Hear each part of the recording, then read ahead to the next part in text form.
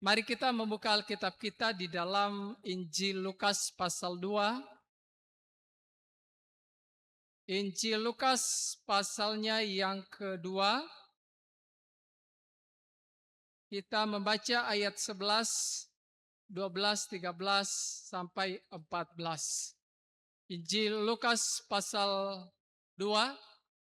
Kita membaca ayat 11 sampai ayatnya yang ke-14.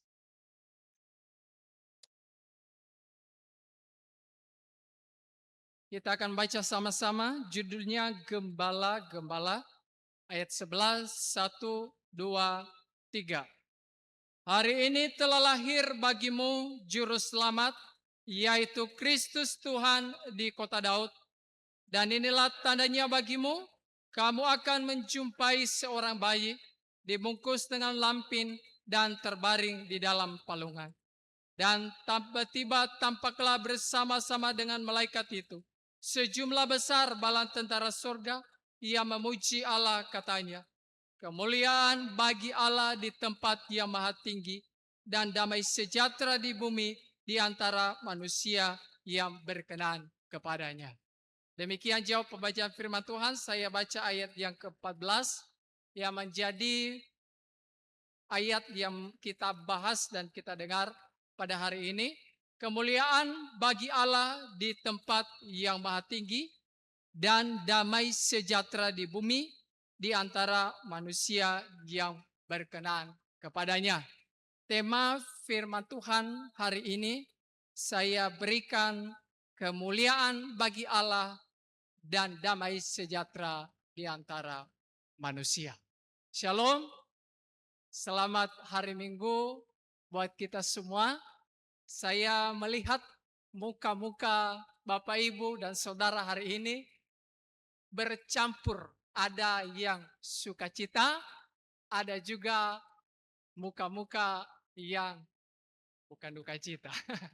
Ini hari Natal duka cita. Ya, mungkin karena kelelahan, kecapean, ya, berkunjung dan juga menyambut saudara-saudara yang datang ke rumah, ya. Tapi Bapak Ibu Saudara, terlepas daripada semuanya itu, biarlah dalam beberapa menit ke depan kita berkonsentrasi untuk mendengarkan firman Tuhan ini. Amin ya. Bisa. Bapak Ibu Saudara yang dikasihi oleh Tuhan, ayat 14 dari teks firman Tuhan yang kita baca tadi adalah bagian atau merupakan pujian para malaikat dan juga bala tentara sorga kepada Tuhan di tempat yang maha tinggi. Setelah Yesus Kristus lahir di Bethlehem, di kandang dan dibaringkan di atas palungan atau di tempat makanan domba. Bapak Ibu Saudara, para malaikat mengagungkan Tuhan, memuliakan Tuhan di tempat yang maha tinggi dengan serentak menyanyi mengatakan kemuliaan bagi Allah di tempat yang maha tinggi. Bapak Ibu Saudara, satu pertanyaan yang mesti harus kita tanyakan dan juga kita jawab dalam ayat ini, kenapa Tuhan harus dimuliakan? Ya, kenapa para malaikat dan para tentara sorga memuliakan Tuhan di tempat yang maha tinggi? Apakah sebelumnya Tuhan kurang mulia? Apakah Tuhan tidak mulia, lalu setelah dimuliakan, setelah dipuji, setelah dinyanyikan pujian kemuliaan bagi Allah, barulah Tuhan mulia? Bapak Ibu Saudara yang dikasihi oleh Tuhan, kalau Bapak Ibu membaca di pasal 2 ini, ada dua hal yang menjadi dasar kenapa para malaikat dan bala tentara surga memuliakan Tuhan. Dan juga menjadi dasar kenapa kita setiap saat, setiap waktu, kita selalu menaikkan syukur, memuliakan nama Tuhan. Sekali lagi, bukan karena Tuhan itu tidak mulia, maka kita muliakan dia. Ya, bukan sebelumnya dia tidak mulia, dia Allah yang mulia. Maka haruslah kita memuliakan dia. Ya, jangan muliakan yang tidak mulia. Jangan puji apa yang tidak perlu dipuji. Hari ini banyak orang yang memuji apa yang tidak perlu dipuji. Muliakan yang tidak perlu dimuliakan. Yang tidak ada mulianya sama sekali. Seperti muliakan pohon, muliakan apa lagi? Tumbuh-tumbuhan, muliakan bintang-bintang. Bapak Ibu Saudara yang dikasih oleh Tuhan, itu semua kemuliaan mereka itu hanya diberikan oleh Tuhan. Tapi yang paling mulia dari semuanya itu adalah Allah di tempat yang maha tinggi. Yang pertama Bapak Ibu Saudara ya, Tuhan dimuliakan karena dia memang mulia. Ya. Kemuliaan Tuhan tidak tergantung kepada ucapan dan pengakuan dan juga hal yang diberikan oleh manusia. Contohnya begini. Saya mengatakan kepada siapa? Si A contohnya. Wih, engkau mulia ya, luar biasa. Engkau dahsyat luar biasa. Nah itu Bapak Ibu Saudara, Bapak Ibu di dalam dunia ini kan orang dikatakan hebat, orang dikatakan luar biasa, itu tergantung kepada siapa? Tergantung kepada pengakuan orang, betul? Orang menjadi presiden di Republik Indonesia ini, itu berdasarkan apa? Pengakuan, pilihan daripada seluruh rakyat Indonesia. Dan disahkan melalui Komisi Pemilihan Umum. Dan juga diputuskan oleh Mahkamah Konstitusi. Itu ada Pak Hafiz sana yang paling tahu. Iya. Tapi Bapak Ibu Saudara, Tuhan tidak demikian. Memang dia mulia dari sananya. Maka semua orang harus memuliakan dia. Oke ya? Harus memuliakan dia. Keberadaannya tidak tergantung kepada pengakuan manusia. Maka Bapak Ibu Saudara, waktu Yesus datang ke dalam dunia, dia bilang kalau kalian tidak mau memuliakan saya bilang kepada batu-batu ini, mereka akan memuliakan, memuji nama saya. Nama Bapakku di surga. Artinya bahwa ya Bapak Ibu muliakan Tuhan, tidak muliakan Tuhan, dia tetap mulia. Betul? Maka orang yang tidak memuliakan Tuhan itu orang yang tidak tahu berterima kasih. Orang yang tidak tahu mengucap syukur kepada Tuhan. Yang kedua, para malaikat memuji dan memuliakan nama Tuhan. Itu karena Yesus Kristus telah lahir di dalam dunia. Dan itu adalah perbuatan Tuhan yang ajaib. Anaknya yang tunggal datang ke dalam dunia, lahir memberi pengharapan, dan juga memberi hidup bagi umat manusia. Bapak Ibu Saudara yang dikasihi oleh Tuhan, itu sebabnya para malaikat memuji dan memuliakan nama Tuhan. Sebab apa? Sebab kasih-Nya yang besar melalui anaknya Yesus Kristus. Dan itu adalah perbuatan yang ajaib yang Tuhan berikan bagi manusia dan Tuhan lakukan bagi orang yang mengasihi dia. Bapak Ibu Saudara, bayangkan jikalau Kristus Yesus tidak lahir ke dalam dunia. Dia tidak menggantikan Bapak Ibu Saudara mati di atas kayu salib. Apa yang terjadi? Apa yang terjadi? Kita tidak dapat hidup yang kekal. Kita mati dalam keberdosaan kita. Nah, itu sebabnya saya mengatakan bahwa kenapa para malaikat ini memuliakan Tuhan. Karena perbuatan Tuhan yang ajaib. Bapak Ibu Saudara yang dikasihi oleh Tuhan, saya bayangkan waktu para malaikat ini menyanyi. Dikatakan para malaikat, berarti bukan hanya satu. Malaikat, dua, malaikat ratusan. Bahkan dikatakan bahwa para tentara sorga memuliakan Tuhan. Artinya bahwa seluruh malaikat, mereka menyanyikan paduan suara kemuliaan bagi Allah di tempat yang maha tinggi.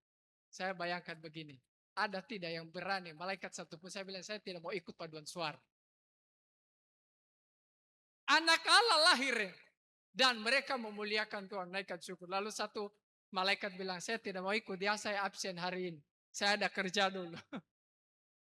Saya percaya tidak ada satupun yang berkata demikian. Saya ada jadwal untuk ini. Tidak ada. Semua ikut menyanyi dan memuliakan nama Tuhan. Artinya Bapak Ibu Saudara, ini satu pelajaran bagi kita. Maka jika hari ini kita banyak sering absen untuk memuji Tuhan, memuliakan nama Tuhan, ini satu koreksi bagi kita semua. Koreksi bagi kita di hari akhir tahun 2025. Ya, jangan suka absen untuk beribadah dan memuji, memuliakan nama Tuhan. Karena itulah kewajiban kita sebagai anak-anak Tuhan yang telah merasakan perbuatan-perbuatan Tuhan. Ya, maka saya bilang tadi, orang yang tidak mau memuliakan Tuhan, tidak mau memuji Tuhan, itu orang yang tidak tahu berterima kasih. Bagaimana Bapak Ibu Saudara punya perasaan kalau Bapak Ibu tolong orang, lalu orang yang Bapak Ibu tolong tidak tahu berterima kasih? Bagaimana? Bilang ini orang sudah. Tapi saya percaya bahwa Tuhan kita tidak demikian. Tapi Bapak Ibu Saudara harap untuk menjadi perhatian kita bagi kita hari ini. Bapak Ibu Saudara, itu sebabnya seluruh umat manusia hari ini, ya, seluruh orang percaya, saya dan Bapak Ibu memuliakan nama Tuhan. Karena kebaikan Tuhan, lagu tadi kita nyanyikannya, sepanjang hidupku Kau sangat baik, nafasku memuliakanmu, ku nyanyi kebaikanmu Tuhan. Bapak Ibu Saudara, kita muliakan Tuhan karena Tuhan telah menyatakan perbuatannya yang ajaib bagi kita dan kita telah merasakan ini.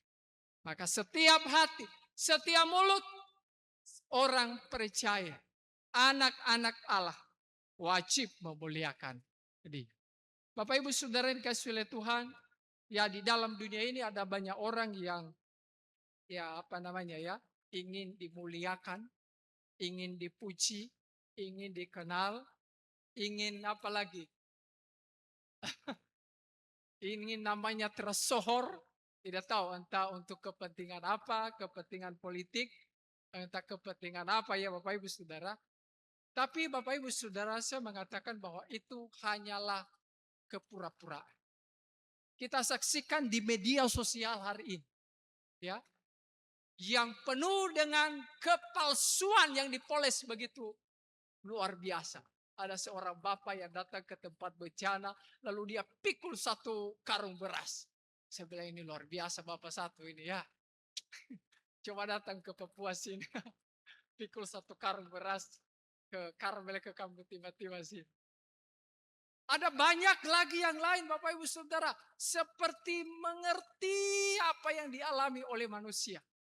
Seperti mengerti apa yang sedang dirasakan oleh masyarakat yang sedang menderita. Bapak Ibu Saudara, saya mengatakan kepada Bapak Ibu Saudara, satu-satunya yang paling mengerti apa yang sedang engkau rasakan, bukan suamimu, bukan istrimu, bukan anak-anakmu, Allah di tempat yang maha tinggi. Itulah yang menjadi satu-satunya yang paling mengerti isi hatimu dan yang sedang engkau alami. Bapak Ibu Saudara yang dikasihi oleh Tuhan, ya. Kemudian di ayatnya yang selanjutnya dikatakan begini. Kemuliaan bagi Allah di tempat yang maha tinggi dan damai sejahtera di antara manusia yang berkenan kepadanya. Bapak Ibu Saudara, setelah para malaikat mengatakan kemuliaan bagi Allah, maka mereka memproklamasikan kedamaian akan terjadi di atas muka bumi. Bapak Ibu Saudara, damai sejahtera yang dimaksud di sini bukan hanya kondisi dan keadaan yang tenang. Bukan keadaan dan kondisi yang tanpa ada peperangan. Bukan keadaan kondisi yang tanpa ada ancaman. Bukan keadaan yang sehat. Bukan keadaan yang sekedar mempunyai perekonomian yang baik, mempunyai kecukupan, mempunyai jaminan hari depan, asuransi lah dan macam-macam. Tetapi Bapak Ibu Saudara, damai sejahtera yang dimaksud di ayat sini adalah terjadi hubungan yang baik antara Allah dengan manusia dan manusia dengan sesama. Kehadiran Kristus Yesus akan memulihkan hubungan manusia dengan Allah yang telah rusak karena dosa. Dan memulihkan hubungan antara manusia dengan manusia yang lain. Sehingga terjadi yang namanya kedamaian. Damai sejahtera di antara manusia yang berkenan kepadanya. Di mana terjadi damai sejahtera? Hanya di antara manusia yang berkenan kepadanya. Yang tidak berkenan kepadanya, maka terjadi apa? Kekacauan. Keributan. Maka di Injil Yohanes 14 ayat 27, Yesus mengatakan begini. Damai sejahtera kutinggalkan bagimu. Ini kata-kata Tuhan Yesus sebelum dia kembali ke Bapa di sorga. Damai sejahtera kuberikan kepadamu. Dan apa yang kuberikan tidak seperti yang diberikan oleh dunia kepadamu. Jangan gelisah dan gentar hatimu. Ini adalah warisan. Damai sejahtera itu saya katakan ini adalah warisan yang ditinggalkan oleh Kristus Yesus bagimu dan bagimu. Ini adalah warisan sebelum dia kembali. Yang diberikan kepada orang-orang percaya. Siapa yang mengerjakan damai sejahtera? Di dalam hatimu. Di dalam hatiku. Di dalam hati semua orang yang percaya. Adalah Roh Kudus. Maka ketika Roh Kudus ada di dalam hati. Suasana di luar boleh berubah. Bencana alam boleh terjadi. Maka perhatikan Bapak Ibu Saudara, orang-orang yang diintimidasi karena iman mereka kepada Tuhan. Orang-orang yang dihimpit, dicegal mereka untuk beribadah kepada Tuhan. Hati mereka melimpah sukacita. Kenapa? Roh Kudus ada di dalam hati. Situasi di luar boleh berubah, tapi hati tetap bersukacita dan bersyukur kepada Tuhan. Bapak Ibu kenapa? Karena Tuhan mengatakan apa yang kuberikan kepadamu tidak seperti yang diberikan oleh dunia. Bapak Ibu Saudara, Bapak Ibu tidur di hotel hari ini di kelasnya presiden. Naik jet pribadi Jayapura Jakarta. Semua pikir itu aman, ada damai. Itu hanya sementara Bapak Ibu Saudara. Sampai kapan engkau bisa bayar hotel? Sampai kapan engkau bisa bayar jet pribadi bolak-balik Jayapura ke Jakarta, ke Makassar, ke Timika, kemana lagi, ke Wamena. Sampai kapan? Tidak ada yang bisa bayar sampai selama-lamanya. Ada waktunya. Dan paling menakutkan, bisa saja gempa bumi datang, kamu ada di lantai 10, atau kebakaran terjadi, ada di lantai 12, kamu turun, tidak sempat, sudah hangus, maka lenyap. Engkau naik pesawat, super kelas, orang dunia bilang, ini sudah aman. Tenang, Bapak, amanin sampai ke tujuan. Tiba-tiba mesin hancur, tiba-tiba bocor, bahan bakar, lalu tumpah semua. Segala kemungkinan bisa terjadi. Tetapi ketika Roh Kudus ada di dalam hati, maka damai sejahtera yang dari Tuhan, yang tidak seperti yang diberikan dunia, engkau alami dan engkau rasakan. Di dalam hidupmu dan di dalam keluarga. Maka dunia hari ini cari-cari damai. Iya toh? Ada lagu yang mengatakan, kalau ku cari damai, hanya ku dapat dalam Yesus. Kalau ku cari ketenangan, hanya ku temui di dalam Yesus. Tak satu pun dapat menghiburku, tak seorang pun dapat menolongku. Hanya Yesus jawaban hidupku. Di mana engkau dapat damai? Hanya di dalam Yesus. Yesaya mengatakan Kristus Yesus yang lahir adalah Raja damai. Maka Bapak Ibu Saudara, jangan salah sumber. Ya, sumber harus jelas. Jangan salah sumber damai. Sumber yang tepat, sumber yang pasti, sumber yang asli hanya dari Yesus Kristus. Bapak Ibu Saudara, ketika engkau dan saya meninggalkan Kristus Yesus, maka engkau akan kehilangan damai sejahtera. Percaya. Tapi ketika orang-orang yang ada di dalam dunia ini memuji, memuliakan Tuhan, mengagungkan Tuhan, meninggikan Dia, maka tiap-tiap pribadi keluarga akan mendapatkan damai sejahtera yang sejati dari Tuhan. Kiranya kebenaran firman Tuhan ini menjadi kekuatan penghiburan bagi kita semua untuk mengakhiri tahun 2025. Tuhan memberkati kita. Kita berdoa.